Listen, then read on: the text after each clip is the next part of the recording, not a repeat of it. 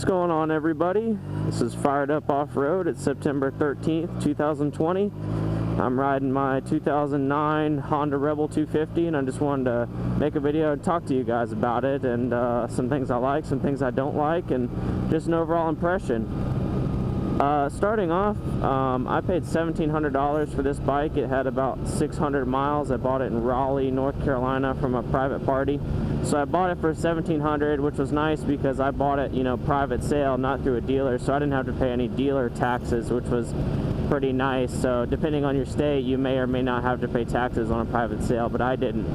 It cost me about $200 to register it and get the license plate and all that kind of stuff. I had to get it inspected too, but that was all really cheap. The inspection was like less than $20, so that's no big deal. So overall, out the door, you know, from the point where I bought it to the point I was riding it on the street legally, it cost me about $2,000. And it was only 600 bucks. So I think a pro to this bike would be that they're incredibly cheap.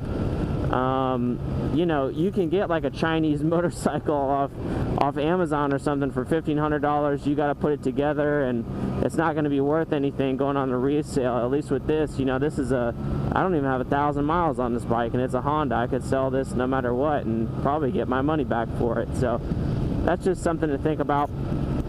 Another thing, speaking of cheap, that kind of leads me to my second point, is that you can find parts for these Honda Rebels really easy. You know, you can search eBay, Amazon, you can go to your dealer or whatever and be like, hey, I need a whatever for a Honda Rebel 250, and you'll be able to find one because they sold millions of these bikes.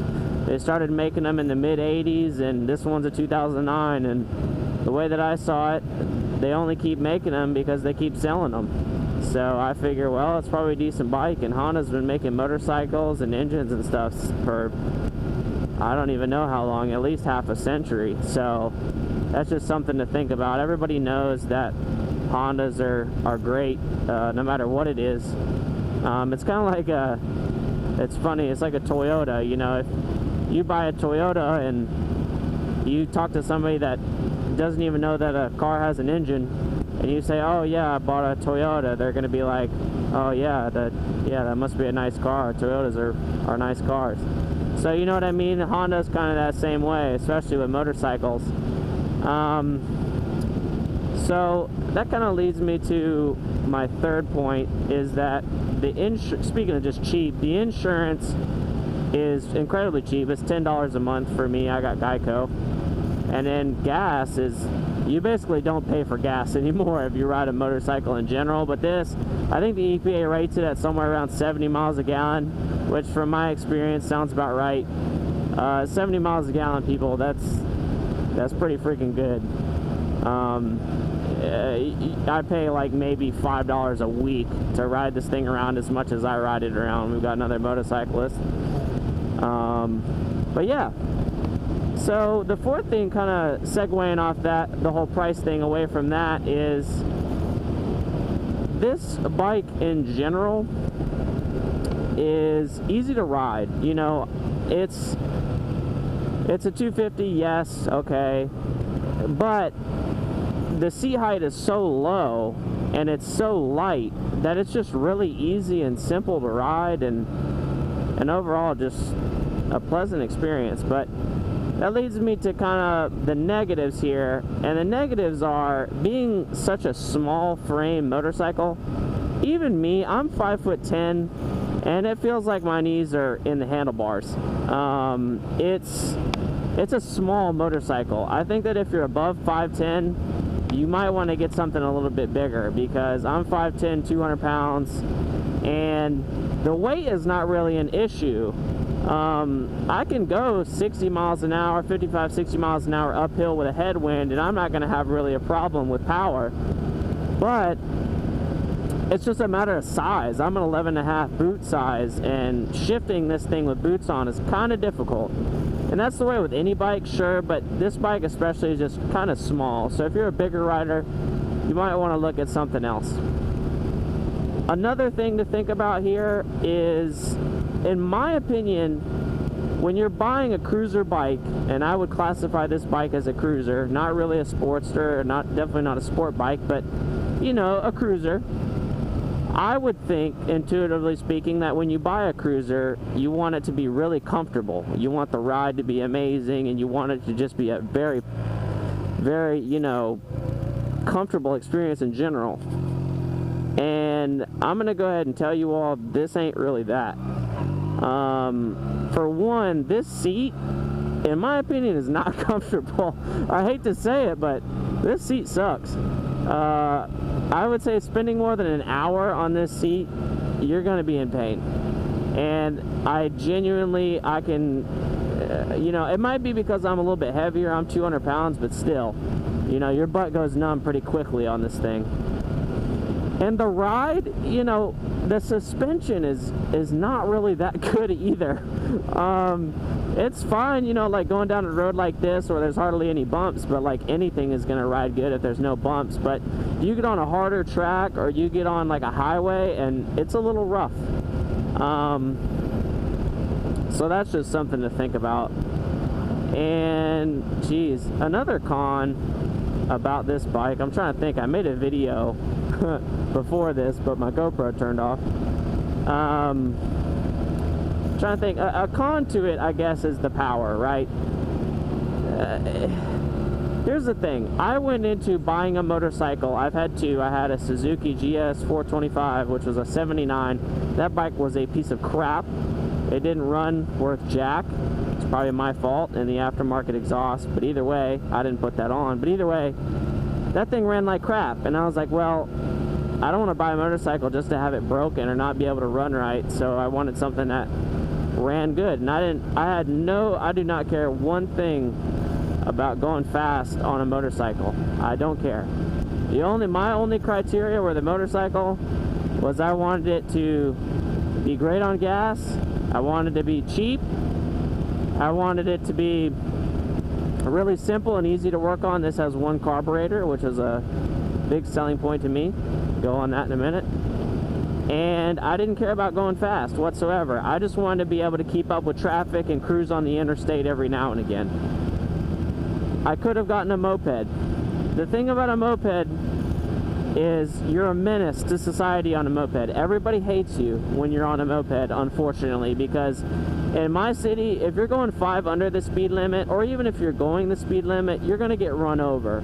Let alone if you're on a moped where everybody already doesn't know how to drive, and then on top of that, you're going to add into the mix, you're a tiny moped who nobody cares about and nobody's going to see.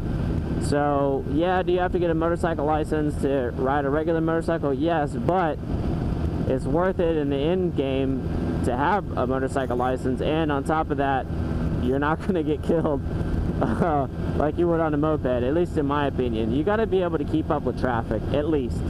And that's why I bought this. It's only a 5-speed, but it keeps up with traffic. Kind of leads me to my next con, is that this thing, 55 and under, it's perfect. 55 and under, you can cruise all day. As long as your butt can handle the seat, it will go.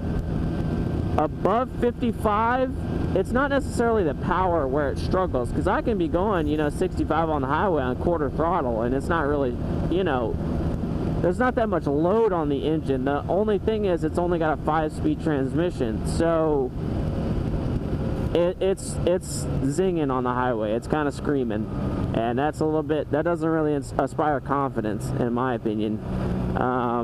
You know, if you're on the highway going 65, the speed limit's 70, A, so you're going under the speed limit, and B, this thing's kind of screaming. Apparently, according to the Speedo, it'll go 85. I believe it will go 85, but it just, I don't know, it just feels like going that fast, even in 5th, like, it feels like you're gonna send a piston out of the block, and it just doesn't make me want to cruise on the highway for long periods of time. So if you want to do that and you're thinking about a Honda Rebel, and that's going to be one of your main things, I wouldn't buy one. But I mean, granted, you know, go ride it and test ride it and see, but you know, if you're planning on doing highway trips for long periods of time, I wouldn't go for it. But like I said, under 55, it's perfectly fine. No issues whatsoever. So that's just something to keep in mind. But like I said, I was going into buying a motorcycle. I did not care one thing about speed. I don't care about going fast on a motorcycle even a little bit. It'd be fun, sure, but that's not something I would rather it be cheap and easy to maintain and slow than for it to be expensive to insure and hard to work on. So that's why I didn't buy, you know, a 4-cylinder sport bike from the 90s that has 4 carburetors. That would be an absolute nightmare, because going back to my previous point, if you buy something with a carburetor, okay, it could be anything. It could be a car, it could be a truck, it could be a motorcycle, it could be lawn equipment. If you buy something with a carburetor, it is inevitable that you will have to maintain them, tune them, clean them out, whatever, or drain the fuel and put it up for, you know, the winter, whatever. If you have carburetors, accept that. It's just going to happen, okay? That's just the way carburetors are. I'm not saying it's good or bad. I'm just saying that's the truth. That's just factual information. You're going to have to do something to the carburetors at some point, okay? In my eyes, my Suzuki had 2 carburetors. I probably had those carburetors off that bike 5 times. It was a nightmare, okay? And I am decent at working on bikes, but like, I want 1 carburetor. 1 carburetor is enough, okay? I don't need 2, and I definitely don't need 4. So, you know, this bike has 1 carburetor, and it feeds two cylinders, and I'm perfectly fine with that. I'll take a sacrifice in power over individual throttle bodies and 2 carburetors or 4 or whatever. That just sounds like a nightmare to me. So 1 carburetor on this bike is kind of a selling point to me.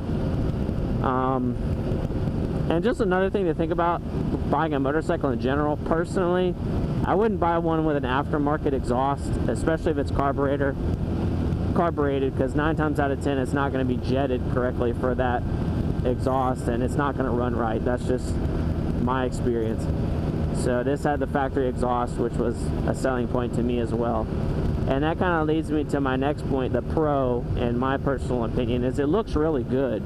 It's a good looking motorcycle, and you know, 8 times out of 10, you know, 80% of the time, people that roll up to the parking lot and have no idea what motorcycles are or the brands or anything, they're gonna look at this bike and go, oh, that's pretty cool, that's like a Harley Davidson or something. Yeah, that's neat, it looks pretty good.